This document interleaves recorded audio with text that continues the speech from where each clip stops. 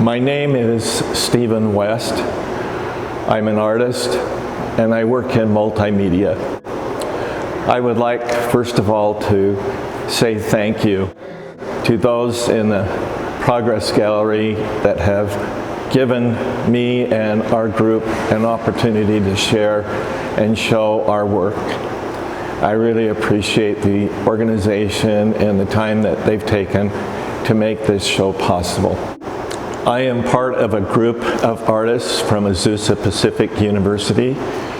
We are currently working towards our MFA in Studio Arts.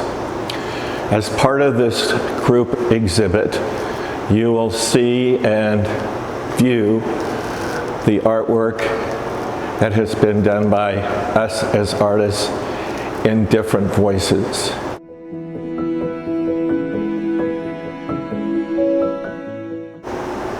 I would like to have us think for a few minutes about the voices that we hear around us in our environment that we call nature. Many of these voices we hear, many of these voices are unspoken.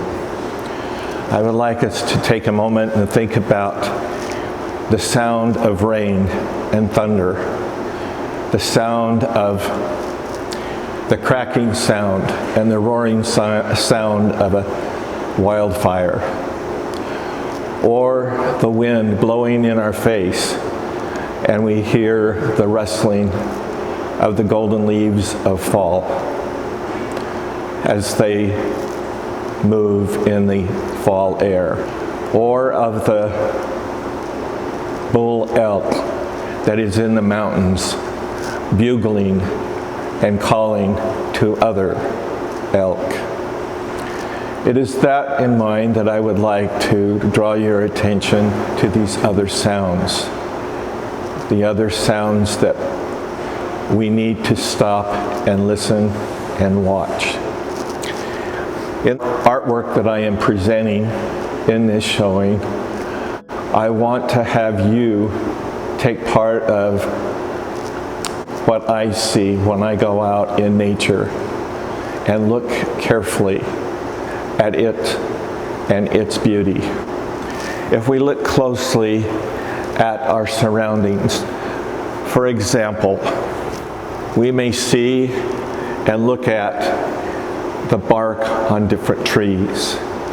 If we look closely at this, we see that there is certain texture, certain lines, certain shapes and forms that we call and are part of what we call design.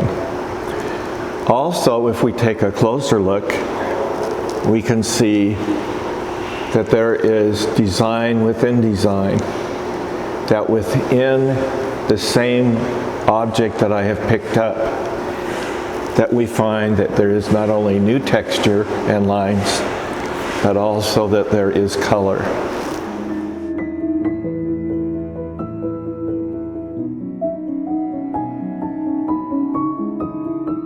What I have attempted to show through my photographs is to bring you into and look closely at these wonderful textures and elements of design.